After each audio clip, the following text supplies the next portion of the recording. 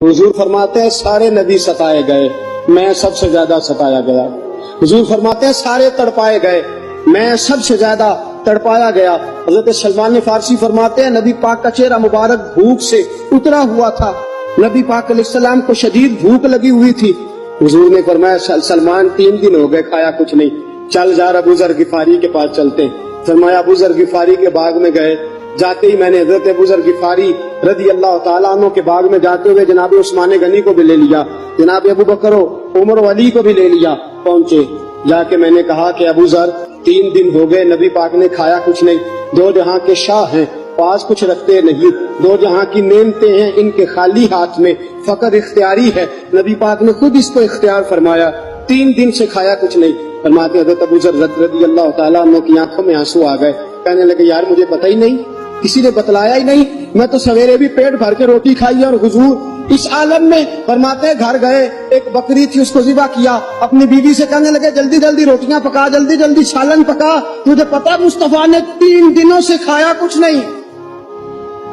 دوستو عرب کی گرمی دنیا میں مشہور ہے، صبح کا روزہ رکھا ہے نا آپ نے، اور اب ظہر کے بعد اٹھنا مشکل ہو جاتا ہے، عصر کے بعد بولنا مشکل محسوس ہوتا ہے، لیکن میرے دوستو 3 دن کا روزہ بغیر افطاری کے روزہ، میرے نبی کریم علیہ السلام کے صحابی اپنی بیوی سے کہتے ہیں جلدی کر 3 دن ہو گئے حضور نے کھایا کچھ نہیں۔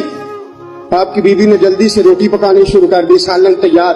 حضرت جناب ابو ذر فرماتے ہیں دوبارہ باغ میں گیا، انگور پکے ہوئے تھے، انگوروں کا کوشہ توڑا، پلیٹ میں رکھا حضور کے سامنے، حضور آپ کھائیے۔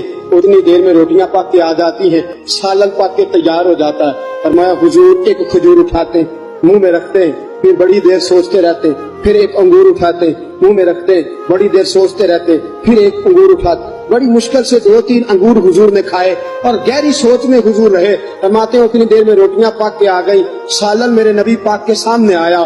جب روٹیاں پک کے آئیں، سالن سامنے آیا، حضرت سلمان فرماتے ہیں حضور نے ایک روٹی اپنے ہاتھ پہ رکھی، 2-3 بوٹیاں اٹھا کے رکھی، چاروں کونوں سے روٹی لپیٹ کے حضرت سلمان کے ہاتھ میں دے دی۔ فرمایا سلمان جا فاطمہ کے گھر دے آ، میں نے 3 دن سے کچھ نہیں کھایا، فاطمہ نے 7 دن سے کچھ نہیں کھایا، میری بیٹی فاطمہ 7 دن ہو گئے سیدہ بھوکی ہے۔